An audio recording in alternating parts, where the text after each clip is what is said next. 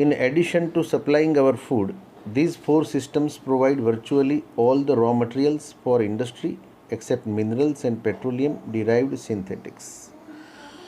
ये जो economic system में ये चार बायोलॉजिकल सिस्टम्स जो बताई गई है हमारी पृथ्वी की प्रिंसिपल बायोलॉजिकल सिस्टम्स है, फिशरीज़ है, फॉरेस्ट्स है, ग्रासलैंड्स है एंड क्रोपलैंड्स है। ये चार बायोलॉजिकल सिस्टम्स हैं और ये ग्लोबल इकोनॉमिक सिस्टम का एक फाउंडेशन है। मतलब इसमें से ही पूरी दुनिया जो है वो टिकी हुई है इन चार पिलर्स के ऊपर, इन चारों सिस्टम्स के ऊपर।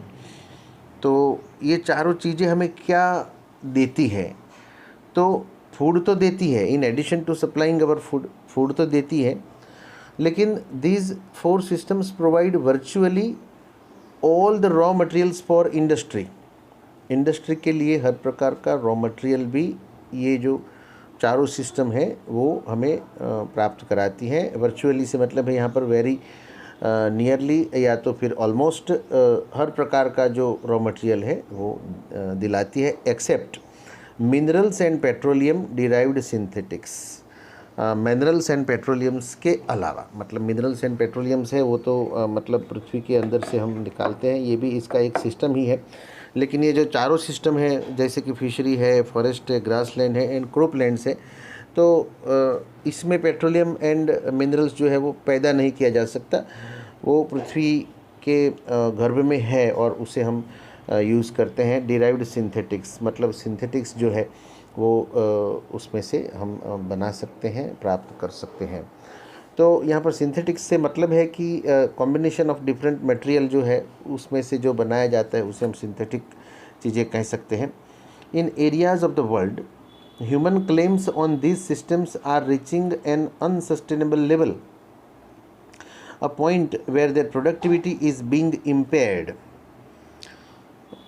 लार्ज एरिया, दुनिया के बहुत काफ़ी बड़ा जो एरिया है जो ह्यूमन क्या करते हैं, तो claims on this systems are reaching an unsustainable level, मतलब हमारी जो पहुंच है वो वहाँ तक पहुंच गई है, हमारी जो डिमांड है उस हिसाब से हम इतना ज़्यादा एक्सप्लॉइट करने लगे हैं इन चारों चीज़ों का, फिशरी, फॉरेस्ट, ग्रासलैंड एंड क्रोपलैंड्स का, कि बहुत ही ये अनसस्टेनेबल लेवल पर पहुंच गए हैं और एक ऐसे पॉइंट पर where there productivity is being impaired, और इसके कारण हमने इसकी जो प्रोडक्टिविटी है उसको भी हमने बिगाड़ के रख दिया है या तो हमने नुकसान पहुंचा दिया है।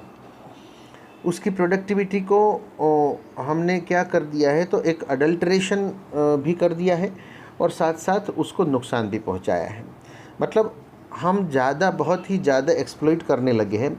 When this happens fisheries collapse, अगर ऐसा ही चलता रहा या ऐसा होता है तब क्या होता है, तो फिशरी जो है वो कोलैप्स हो जाती है, क्योंकि उतनी ज़्यादा फिशिंग की जाती है कि जिसके कारण जिस मात्रा में फिशेस ताज़े पानी में या किसी भी प्रकार के जो स्रोत हैं, सोर्सेस है पानी के, उसमें रहनी चाहिए, क्योंकि वो भी एक ये इकोलॉजी का, एनवायरनमेंट का एक हिस्सा है, तो उनकी तादाद भी अगर कम हो जाती है तो भी हमारा जो इकोलॉजिकल ये जो बैलेंस है वो बिगड़ सकता है। फॉरेस्ट डिसअपियर, फॉरेस्ट तो वैसे भी डिसअपियर काफ़ी मात्रा में हो ही चुके हैं। Grasslands are converted into baron wastelands, जो ग्रासलैंड्स हैं जहाँ पर घास के जो मैदान है वो बंजर वेस्टलैंड्स में बदल चुके हैं। एंड क्रोपलैंड्स डिटेरियोरेट, और ये जो क्रोपलैंड्स है यानी जो ये खेती बाड़ी है, फार्म्स है, वो धीरे धीरे डिटेरियोरेट हो रहे हैं, उसकी जो अपनी जो क्षमता है उस क्षमता को वो गंवा रहे हैं, कम कर रहे हैं। In a problem conscious and protein hungry, in a protein conscious and protein hungry world, over fishing is common everyday. अब ये जो दुनिया है वो पशुओं में से भी, प्राणियों में से भी, पेड़ पौधों में से भी, वनस्पति में से, हर चीज़ में से वो जितने भी न्यूट्रिशंस है वो अब तो निकाल रही है, उनको उनके एक्सट्रैक्ट निकाल रही है। दुनिया के लोग इसका इस्तेमाल कर रहे हैं। तो यहाँ पर जो लोग हैं, ये दुनिया जो है वो प्रोटीन कॉन्शियस है एंड प्रोटीन हंग्री है ये पूरी दुनिया। और क्योंकि मछली में प्रोटीन ज़्यादा मात्रा में होता है, इसीलिए उसका शिकार ज़्यादा होता है, ओवर फिशिंग होता है और ये कॉमन हो चुका है। In poor countries local forests are being decimated in order to procure firewood for cooking. और जो डेवलपिंग कंट्रीज़ है या तो जो पुअर कंट्रीज़ है, वहाँ पर क्या है, तो लोकल फॉरेस्ट्स है वो डिस्ट्रॉय हो रहे हैं। डेसिमेटेड से मतलब है they are destroying in order to procure firewood, to gain firewood. Firewood प्राप्त करने के चक्कर में हम जंगलों का विनाश कर रहे हैं फॉर कुकिंग, बराबर। In some places firewood has become so expensive, और कुछ जगहों पर तो फायरवुड ये जो है मतलब जलाऊ लकड़ी जो है वो इतना एक्सपेंसिव हो चुका है कि उसके लिए ऐसा कहा जाता है कि what goes under the pot now costs more than what goes inside it. मतलब जो पॉट के अंदर है उससे भी ज़्यादा कोस्ट करता है जो पॉट के नीचे है। इससे तात्पर्य ये है कि चूल्हे के ऊपर हमने हांडी चढ़ाई, तपेली चढ़ाई या पॉट चढ़ाया, अंदर चावल डाला या कोई भी अनाज डाला या कोई रोटी पका रहे हैं, कुछ भी कर रहे हैं, तो वो जो चीज़ है पॉट के अंदर, मान लो कि चावल पक रहा है, तो उस चावल की कीमत से ज़्यादा उसके पकाने के लिए जिस जलाऊ लकड़ी की आवश्यकता है वो जलाऊ लकड़ी की कीमत ज़्यादा है, ऐसा यहाँ पर कहने का तात्पर्य है। इसीलिए what goes under the potter now cost more than what goes inside it. Since the tropical forest is, in the words of doctor Myers, the power house evolution, several species of life face extinction as a result of its destruction। और ये जो power house evolution जो है यहाँ पर जहाँ तक tropical forest का सवाल है, क्योंकि ट्रॉपिकल जो फॉरेस्ट है वो क्या होते हैं, तो the power house of evolution के वो पावर हाउस है। और डॉक्टर मेयर्स के अगर शब्दों में हम अगर देखें तो several species of life face extinct as a result of its destruction. ये जो पावर हाउस है ट्रॉपिकल फॉरेस्ट, उनके डिस्ट्रक्शन के कारण बहुत सारी ऐसी जातियां हैं, प्रजातियां हैं पशु पक्षियों की कि वो एक्सटिंक्ट हो रही है, मतलब वो विलुप्त हो रही है। वो विलुप्त होने की या तो कगार पर है या तो ऑलरेडी वो विलुप्त हो चुकी है, ऑलरेडी एक्सटिंक्ट हो चुकी है। It has been well said that forests proceed mankind, deserts follow. और इसीलिए ऐसा कहा जाता है कि फॉरेस्ट जो है वो मनुष्य जाति के आगे चलते हैं और डेजर्ट जो है वो उनको फॉलो करते हैं। इसका मतलब ये है कि आगे आगे जैसे जैसे समय बढ़ता जा रहा है, जैसे हम विकास के नाम पर, डेवलपमेंट के नाम पर जैसे हम आगे आधुनिक मॉडर्न बनते जा रहे हैं, वैसे वैसे हम जंगलों को ख़त्म करते जा रहे हैं। जंगलों को हमने काट दिया, जंगल आगे हमारे आगे है, मतलब ख़त्म हो रहे हैं। और डेजर्ट फॉलो मतलब डेजर्ट पीछे पीछे बढ़ रहा है। जैसे जैसे जंगल ख़त्म हो रहे हैं, डेजर्ट जो है वो फॉलो कर रहा है या तो बढ़ रहा है। The world's ancient patrimony of tropical forest is now eroding at the rate of 40 to 50 million acres a year. सही बात है। ये दुनिया की जो एंशिएंट, बहुत पुरानी पैट्रिमोनी ऑफ ट्रॉपिकल फॉरेस्ट, यानी ट्रॉपिकल फॉरेस्ट हमें जो हमारी पुरखों की ओर से, या दुनिया, ये जो अर्थ है वो कई हज़ारों लाखों सालों से ये जो मतलब यहाँ पर दुनिया में जो ट्रॉपिकल फॉरेस्ट है जो हमें मिले हैं, वारसे में जो हमें मिले हैं, नाउ इरोडिंग, वो डिस्ट्रॉय हो रहे हैं। एट द रेट ऑफ, किस रेट से वो डिस्ट्रॉय हो रहे हैं, 40 to 50 million acres a year, यानी एक साल में 40 से 50 मिलियन एकड़ ज़मीन में उगे हुए जो जंगल है वो जंगल ख़त्म हो रहे हैं। यानी 40 से 50 मिलियन एकड़ ज़मीन हर साल बंजर हो रही है। मतलब ये बहुत ही भयानक सत्य है और बहुत ही चिंताजनक सत्य है ये। And the growing use of dung for burning deprives the soil of an important natural fertiliser. और जो डंग, गोबर, गाय भैंस का जो गोबर है, उस गोबर का एक्चुअली में क्या होना चाहिए, तो वो गोबर जो है वो ज़मीन में मिक्स होता है और ज़मीन को फर्टाइल बनाता है, फर्टिलिटी जो उसकी बढ़ाता है। क्योंकि ज़मीन में भी जो न्यूट्रिशंस है वो न्यूट्रिशंस अगर हम फसलें उगा करके उसको हम उसमें से निकाल लेते हैं तो उसको बरकरार रखने के लिए उसकी फर्टिलिटी को वापस उन्हीं फसल जो है उनके घास को खा करके जो पशु पक्षी या तो जो गाय भैंस वगैरह जो पशु है वो पशु का जो गोबर है वो गोबर वापस उसी मिट्टी में जाना चाहिए, तब जा कर के वो जो साइकिल है वो पूरी होती है और उसका जो फर्टिलिटी है वो बरकरार रहता है। लेकिन हम गोबर का डंग का यूज़ किस लिए करते हैं? जलाने के लिए करते हैं और इसीलिए उसको जला देने के कारण हम वापस से उसको as a natural fertiliser use करके ज़मीन में नहीं डालते हैं और इसके कारण जो ज़मीन है वो क्या हो जाती है, तो उसकी जो फर्टिलिटी है वो ख़त्म हो जाती है। The world bank estimates that 5-fold increase in the rate of forest planting is needed to cope with the expected fuel wood demand in the year 2000। मतलब ये 1994 में लिखा गया आर्टिकल है, तो उस समय अभी 2000 की साल आने में देर होगी। तो उन्होंने कहा कि वर्ल्ड बैंक जो है उसने एक ऐसा एस्टिमेशन दिया है कि जितना लकड़ी का यूज़ आज हम कर रहे हैं, जितने पेड़ हम काट रहे हैं, उससे 5 गुना ज़्यादा पेड़ों को हमें बोना है। सिर्फ बोना ही नहीं, लेकिन उसकी परवरिश करके उसको बड़ा करना है। 2000 की साल आते आते वहाँ तक हमें पहुँच जाना चाहिए अगर फ्यूल वुड की डिमांड को हमें पहुँचना है तो। मतलब उतने ज़्यादा जो पेड़ है उसको बोना चाहिए। मैं तो कहता हूँ कि 5 गुना नहीं लेकिन 25 गुना पेड़ जो है उनको बोना चाहिए, क्योंकि वो तो 5 गुना अगर हम बोएंगे तो वो हमारी लकड़ी की ज़रूरत जो है जलाऊ लकड़ी की वो पूरी करेगा, लेकिन एनवायरनमेंट को जो नुकसान हुआ है जंगल ख़त्म हो जाने के कारण उसको पूरा करने के लिए, उस नुकसान को भरने के लिए हमें और भी ज़्यादा पेड़ लगाने होंगे, जंगलों को बढ़ाना होगा। James Speth the president of the world resources institute said the other day. और जेम्स स्पेथ ने कहा कि जो वर्ल्ड रिसोर्स इंस्टीट्यूट के प्रेसिडेंट है क्या करें, we were saying that we are losing the forest at 1 acre a second। वो कह रहे हैं कि हम 1 सेकंड में 1 एकड़ ज़मीन बंजर हो जाती है इस पूरी दुनिया के अंदर।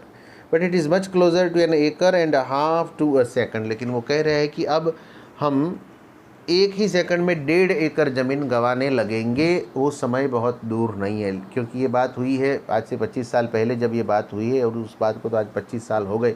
तो शायद ये आंकड़ा वो तो बढ़ गया होगा, पता नहीं कि भाई 1 सेकंड में 3-4 एकड़ ज़मीन ख़त्म हो रही होगी, जंगलों के बिना हो रही होगी, बंजर हो रही होगी। लेकिन ये तो कितना, ये और भी भयंकर, महाभयंकर सत्य है ये कि 1 सेकंड में हमने इतनी बात की, तब तक कितने सेकंड हो गए, बराबर 60-70 सेकंड हो गए, 80 सेकंड हो गए, 90 सेकंड हो गए। और तो 90 सेकंड में 90 एकड़ ज़मीन चली गई, मतलब बंजर हो गई। तो मतलब इतनी मात्रा में पूरे विश्व में जंगलों को काटा जा रहा है। तो ये बहुत ही ख़तरनाक और भयानक सत्य है, हमें इस विषय में सोचना चाहिए।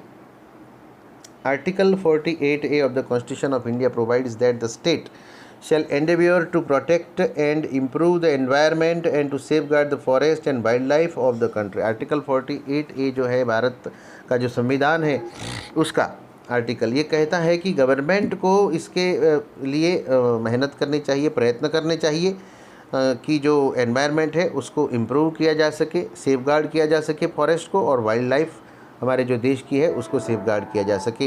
But what causes endless anguish is the fact that laws are never respected nor enforced in India. लेकिन हमारे भारत की ये, क्योंकि ये जो लिखा है ये आर्टिकल वो रिटायर्ड जज है, उन्होंने लिखा है, तो वो कायदा की लैंग्वेज जो है उसको बहुत अच्छी तरह से लॉ को जानते हैं, पहचानते हैं, समझते हैं, और इसलिए उन्होंने बड़ी ही मतलब सूझबूझ के साथ और अब सभान अवस्था में उन्होंने ये बात बोली है। और ये कितनी बड़ी बात है, वो कह रहे हैं कि हमारे एक्सट्रीम सफरिंग का कारण क्या है। एंडलेस एंग्विश मतलब एक्सट्रीम सफरिंग जो हम कर रहे हैं अभी, जहाँ तक जंगल का सवाल है, पशु पक्षियों का सवाल है, तो उसका कारण क्या है। तो वो कह रहे हैं कि is the fact that laws are never respected and nor enforced in India. Bharat में लॉज का कभी सम्मान हुआ ही नहीं। कानून बनते हैं लेकिन कानून का पालन कौन करता है, और ना ही एनफोर्स होते हैं। फॉर इंस्टेंस एक एग्जाम्पल दिया गया है, the constitution says that casteism, untouchability and bonded labour shall be abolished. वो एग्जाम्पल दे रहे हैं कि कॉन्स्टिट्यूशन कहता है कि जो कास्टिज्म जातिवाद है, अनटचेबिलिटी है, अस्पृश्यता है, एंड बॉन्डेड लेबर जो है इसको संपूर्ण रूप से ख़त्म हो जाना चाहिए। कॉन्स्टिट्यूशन में इसके प्रावधान भी है और कई सारे लॉज, कायदे कानून हैं। लेकिन but they flourish shamelessly even after 44 years of the operation of the constitution. मतलब 1994 में जब लिखा है उन्होंने, तो वो कह रहे हैं कि आज 44 साल के बाद आज़ादी के और कॉन्स्टिट्यूशन फ्रेम होने के 44 साल के बाद भी आज ये जो दूषण है हमारे समाज के, कौन से दूषण, कास्टिज्म, अनटचेबिलिटी, बॉन्डेड लेबर, ये तो और भी बढ़ रहे हैं। कायदे कानून बनने के बाद भी इसमें कटौती नहीं आई, घटौती नहीं आई, घटे नहीं, कम नहीं हुए। आज तो 70 साल हो गए, बराबर। तो ये जो है वो बहुत ही दुखदाई बात है और हमारी कॉन्स्टिट्यूशन की जो वास्तविकता है उसको उन्होंने यहाँ पर बताया है। A recent report of our parliaments estimates committee has highlighted the near catastrophic depletion of India's forest over the last 4 decades. पिछले 40 दशक में हम एक रिपोर्ट आई है किसकी, तो of our parliaments estimates committee, और उसने क्या हाईलाइट किया है, near catastrophic depletion. Catastrophic depletion का मतलब है complete destruction of India's forest over the last 4 decades. पिछले 40 सालों में, 4 दशक में, आज तो 7 दशक हो गए, 70 साल ऊपर हो गए। तो मतलब बहुत सारे जो जंगल है उनको काट दिए जा चुके हैं। India according to reliable data जो गवर्नमेंट का होता है, is losing its forest at the rate of 3.7 million acre year. Bharat में 3.7 मिलियन, अब 1 मिलियन 10 लाख होता है, तो 3.7 मिलियन का मतलब है कि 37 लाख एकड़ हर साल इतनी ज़मीन बंजर हो जाती है। Large areas officially designated as forest land are already virtually treeless. बहुत बड़े बड़े जो पहले जंगल हुआ करते थे वो आज ऑलरेडी क्या हो चुके हैं, कम्प्लीटली ट्रीलेस हो चुके हैं। The actual loss of forest is estimated to be about 8 times the rate indicated by government statistics. और गवर्नमेंट के जो आंकड़े हैं और गवर्नमेंट के आंकड़ों में जो दिए जाते हैं आंकड़े वो बहुत कम होते हैं, ऐसा इनका कहने का तात्पर्य है कि अगर अनऑफिशियल अगर आंकड़े, क्योंकि उन्होंने खोज की होगी, इसका अभ्यास किया होगा, इसका अध्ययन बहुत डीप में किया होगा, तभी जाकर के इतने विश्वास से वो इतने बड़े न्यूज़पेपर में, द इंडियन एक्सप्रेस में वो लिख रहे हैं, तो वो अपनी पूरी जिम्मेवारी के साथ लिख रहे होंगे ये आर्टिकल। तो उन्होंने क्या कहा, रेट ऑफ 3.7 मिलियन एकड़ को उन्होंने क्या बताया, 8 गुना ज़्यादा, यानी करीब करीब 25 मिलियन एकड़ जो ज़मीन है वो ईयर, साल भर में बंजर हो जाती होगी, ऐसा उनका कहने का तात्पर्य है यहाँ पर। A 3-year study using satellites and aerial photography conducted by the United Nations warns that the environment has deteriorated so badly that it is critical in many of the 88 countries investigated। 3 साल के जो अभ्यास है satellite के ज़रिए, aerial photography के ज़रिए United Nations के द्वारा ये हाथ धरा गया था, ये एक अभ्यास हाथ धरा गया था, और अभ्यास करने के बाद यूनाइटेड नेशंस ने वार्न किया कि एनवायरनमेंट जो है वो बहुत बुरी तरह से नुकसान उसको पहुंचा है और क्रिटिकल कंडीशन में है। और जो 88 कंट्रीज़ इन्वेस्टिगेशन हुआ 88 कंट्रीज़ में, उनमें से बहुत सारी कंट्रीज़ में तो बहुत ही क्रिटिकल कंडीशन में ये पहुंच गया है। तो ये भी एक बहुत बुरी बात है।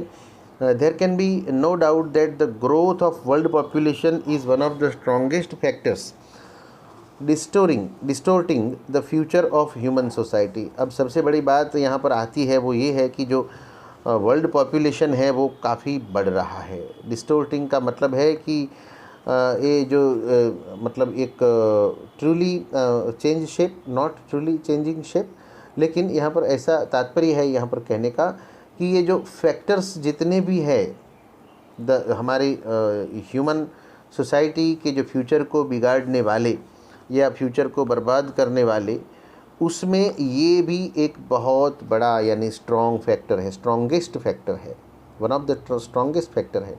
कौन सा? आबादी का बढ़ना। It took mankind more than 1 million years to reach the first billion.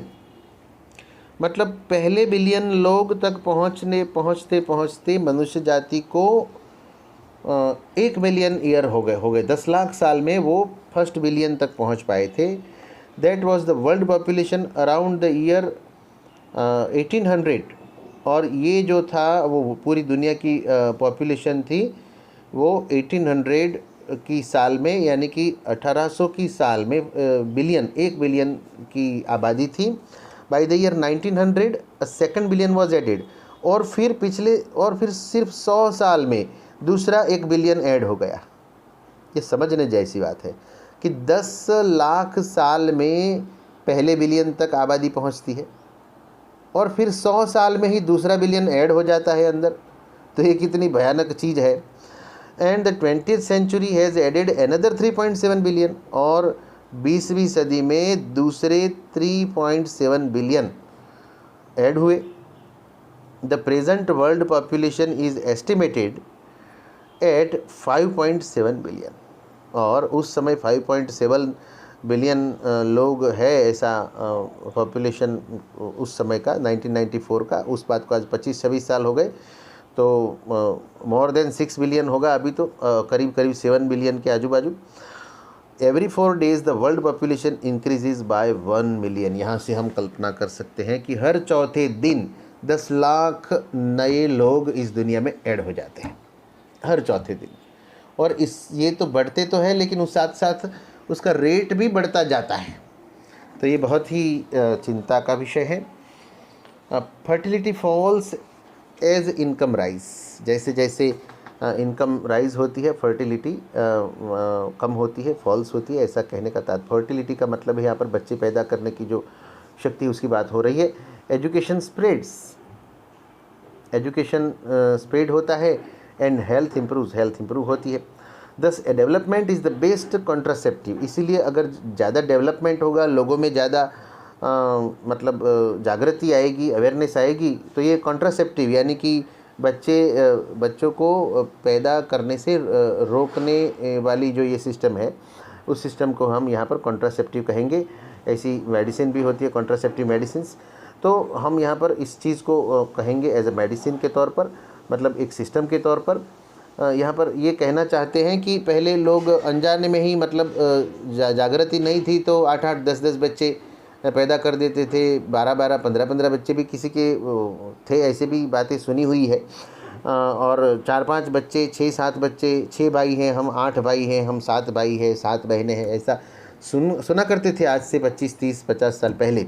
लेकिन आज जो है वो काफ़ी कंट्रोल हो चुका है एजुकेशन की वजह से। सबके 2-3 बच्चे ही होते हैं, 1-2-3 ज़्यादा नहीं होते। कुछ लोगों के ज़्यादा भी होते हैं, ऐसा नहीं है, लेकिन फिर भी कंट्रोल है। लेकिन फिर भी अभी और भी हमें ज़्यादा इस विषय में सोचना चाहिए। But development is itself may not be possible if the present increase in numbers continuous. लेकिन नंबर्स में अगर ये जो इंक्रीमेंट अगर और भी होता रहा तो डेवलपमेंट जो है वो पॉसिबल नहीं होगा। डेवलपमेंट को पॉसिबल कराने के लिए ये जो प्रेजेंट नंबर्स है उनको हमें इंक्रीमेंट नहीं लेकिन रिड्यूस करना होगा।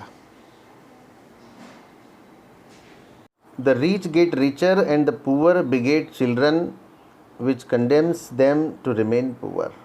जो रिच है वो और भी रिच बनता जा रहा है, और जो पुअर है उसके बहुत सारे मतलब बच्चे हैं, और उनको पुअर रहने के लिए ही, मतलब ऐसी कंडीशन में ही उनको वो छोड़ के जाता है। More children does not mean more workers. ज़्यादा चिल्ड्रन है इसका मतलब ये नहीं कि ज़्यादा वर्कर्स है, merely more people without work. लेकिन वो सिर्फ ज़्यादा लोग बिना काम के हैं, मतलब बेरोज़गार लोग। It is not suggested that human beings be treated like cattle and compulsory sterilised. इसका मतलब ये नहीं है, या तो वो कह रहे हैं कि मैं ऐसा नहीं सजेस्ट करना चाहता कि मानव जाति को पशुओं की तरह उनको ट्रीट किया जाए, या तो कंपल्सरीली उनको अनप्रोडक्टिव बना दिया जाए। स्टेरिलाइज का मतलब है कि यहाँ पर अनप्रोडक्टिव बनाना, यानी उनके बच्चे पैदा करने की जो क्षमता है उनको कम करना। But there is no alternative to voluntary family planning without introducing an element of coercion. मतलब यहाँ पर ऐसा तात्पर्य है यहाँ पर कि वॉलंटरी जब लोग समझे, सबसे पहली बात तो ये है। दूसरा कि मेक एक्ट टू फोर्स, बराबर, अगर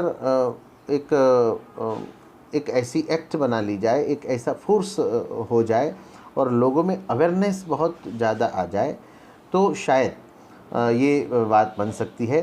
क्योंकि वो कह रहे हैं कि but there is no alternative to voluntary family planning without introducing an element of coercion. तो कोएर्जन की यहाँ पर ज़रूरत है। मेक एक्ट टू फोर्स, एक एक्ट की आवश्यकता है। The choice is really between control of population and perpetuation of poverty.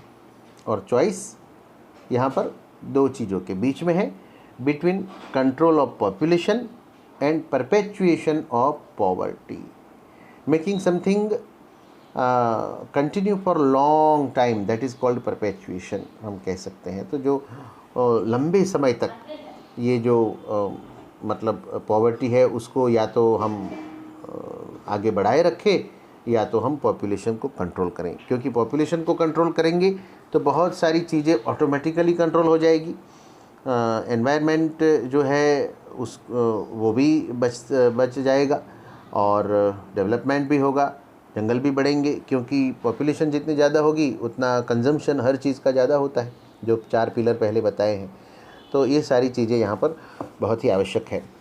The population of India is estimated to be 920 million today. मतलब उस समय 1994 की बात है तो 920 मिलियन था उस समय, लेकिन आज तो 140 करोड़ तक वो पहुँचने आया है। Today more than the entire populations of Africa and South America put together। Africa और साउथ अफ्रीका का जो जितना पूरा पॉपुलेशन है उन दोनों को मिला कर के उससे भी ज़्यादा पॉपुलेशन यहाँ पर हमारा इंडिया का था। No one familiar with the conditions in India would doubt that the hope of the people would die in their hungry hutments unless population control is given topmost priority। और कोई भी इस बात से फेमिलियर नहीं है विद द कंडीशन। कौन सी condition से? With the conditions in India would doubt that the hope of the people would die in their hungry hutments unless population control is given top most priority. जब तक जनसंख्या control नहीं होगी लोगों की आशाएं जो है वो उनकी झोपड़ियों में ही दम तोड़ देगी, ऐसा यहाँ पर कहने का तात्पर्य है। क्योंकि वो डेवलपमेंट नहीं कर पाएंगे ना। हमने पहले भी यही बात की कि जब तक जनसंख्या जो है वो कंट्रोल नहीं होगी लोगों की जो आशाएं हैं वो उनकी झोपड़ियों में ही दम तोड़ देगी। पक्के मकान नहीं बन पाएंगे, झोपड़ियाँ ही रहेगी, क्योंकि उनका खाना पीना ही पूरा नहीं होगा। तो फिर आगे डेवलपमेंट कैसे होगा? ये किसके कारण हो रहा है? बिकॉज ऑफ जनसंख्या, पॉपुलेशन के कारण, ज़्यादा पॉपुलेशन के कारण। फॉर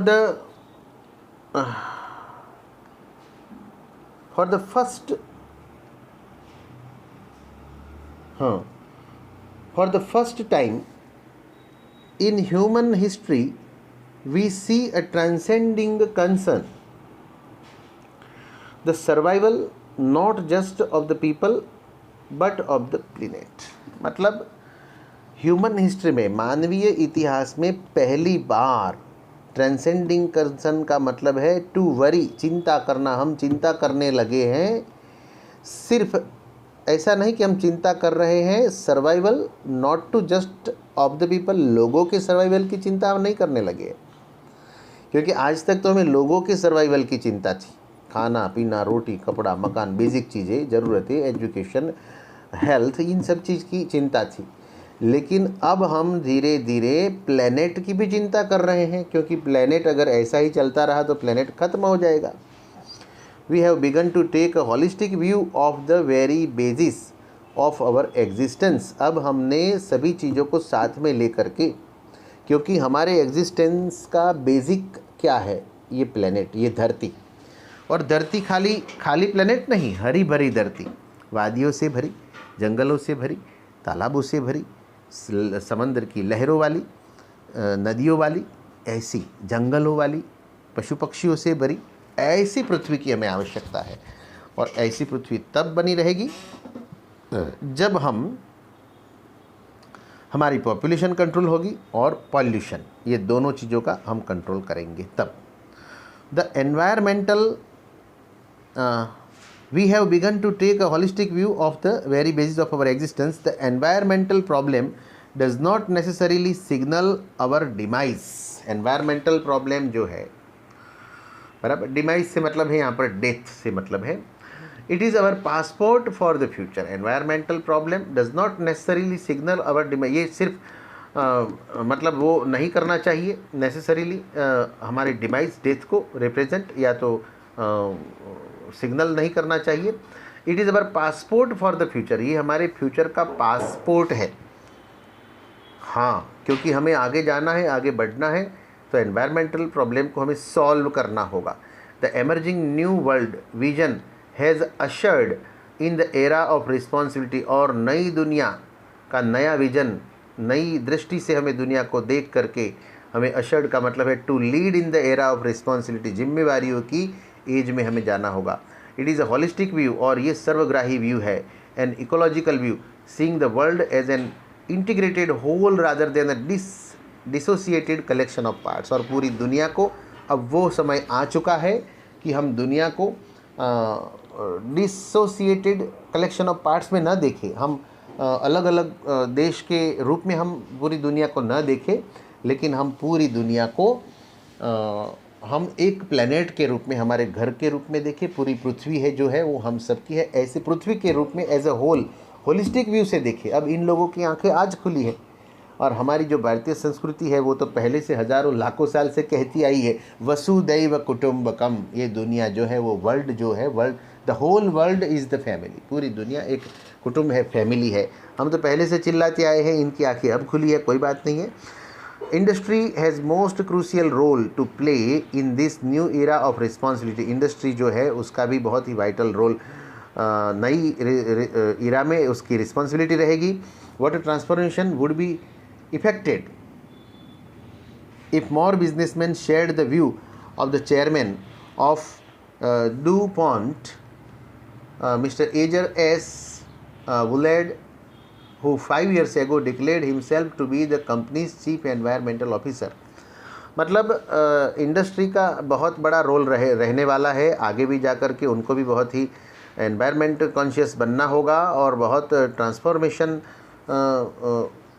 लाने वाली चीज़ें करनी होगी। लेकिन यहाँ पर एक बिजनेसमैन है और उन्होंने अपने व्यूज़ जो है वो हमारे साथ साझा किए हैं। चेयरमैन ऑफ डूपॉन्ट के वो चेयरमैन है मिस्टर एजर एस वुलैड उनका नाम है, जो 5 साल पहले उन्होंने अपने आप को कंपनी के चीफ एनवायरमेंटल ऑफिसर डिक्लेयर किया था। और उन्होंने कहा है कि our continued existence as a leading manufacturer requires that we excel in environmental performance.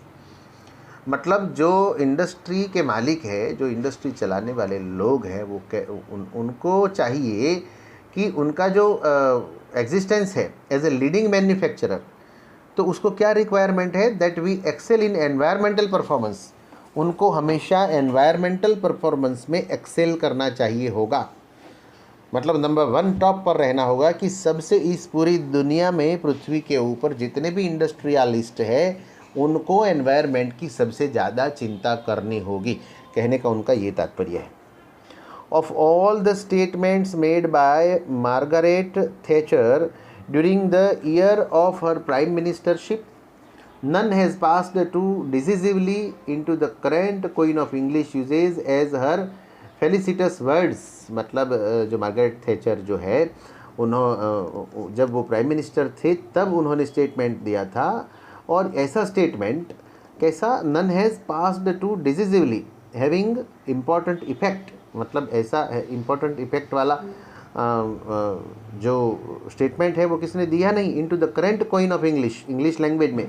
यहाँ पर certain English words of modern time हम कह सकते हैं करंट कॉइन ऑफ इंग्लिश, लेकिन यहाँ पर करंट जो इंग्लिश चल रही है uses as her felicitous words, उन्होंने अपने फेलिसिटस वर्ड्स में कहा था, no generation has a free hold on this अर्थ।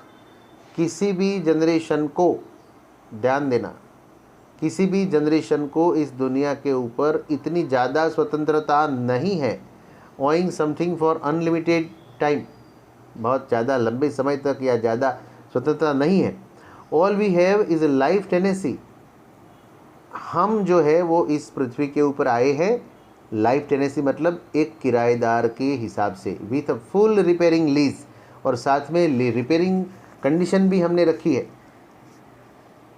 ये वर्ड्स हैं उनके, वो क्या कह रहे हैं, क्या कहना चाहते हैं कि कोई भी व्यक्ति इस दुनिया का, इस पृथ्वी का मालिक नहीं है, भले फिर ज़मीन आपके नाम पे ही क्यों नहीं है, भले ज़मीन आपके नाम पर, आपके नाम का दस्तावेज है, फिर भी वो ज़मीन आपकी नहीं है, क्योंकि आप कायम उस ज़मीन के ऊपर रहने वाले नहीं हैं। ये पूरी दुनिया जो है, देश है, ये सारी जो चीज़ें हैं, जहाँ हम, जिस घर में हम रहते हैं, जिस खेतों में हम रहते हैं, जिस जंगल में हम रहते हैं, वहाँ भले हम हमारा कहें, लेकिन वो हमारा नहीं है। हम भाड़ुआत हैं, हम किराएदार हैं, हम टेनेंट हैं, और हमें इसका किराया चुकाना चाहिए। किराया हम कैसे चुकाएंगे? तो हम एनवायरनमेंट को नुकसान ना पहुंचा करके, जंगलों को हम बरकरार रख के, उनको न काट करके हम इसका जो किराया है वो चुकाएंगे। और रिपेयरिंग लीज, यानी कि हमें जाने से पहले रिपेयर करके जाना है। हमने अगर कुछ पहले तो बिगाड़ना ही नहीं है, हमें उसका यूज़ ऐसे करना है कि वो बिगड़े नहीं, लेकिन अगर बिगाड़ गया तो उसको रिपेयर करना चाहिए। In the words of mister Lester Brown, we have not inherited this earth from our forefathers. वो कह रहे हैं कि हमारे पूर्वजों से हमें ये पृथ्वी नहीं मिली है। We have borrowed it from our children, हमने हमारे बच्चों से इसको बोरो किया है, मतलब हमने उधार लिया है। यानी कि उधार ली हुई चीज़ तो वैसी की वैसी वापस लौटानी होती है। इसका मतलब ये हुआ कि आने वाली जो पीढ़ियाँ हैं, आने वाली जो जनरेशन्स है, उनको हम ये जो पृथ्वी है उसको वैसी ही हम लौटाएंगे जैसी हमें मिली थी। तो ये था एलिंग प्लैनेट हमारा lesson, the green movement's role. बहुत ही बढ़िया लेसन है और बहुत ही समझने वाला लेसन है। ध्यान से इसके ऊपर विचार करने वाला लेसन है। मैं आशा करता हूँ कि आप लोगों को ये लेसन अच्छी तरह से समझ में आ गया होगा। और पर्यावरण की भी आप लोग चिंता करना, एनवायरनमेंट की चिंता करना, और पेड़ मत काटना, और पेड़ों को जितने हो सके उतने ज़्यादा उगाना, उसकी परवरिश करना। Thank you very much.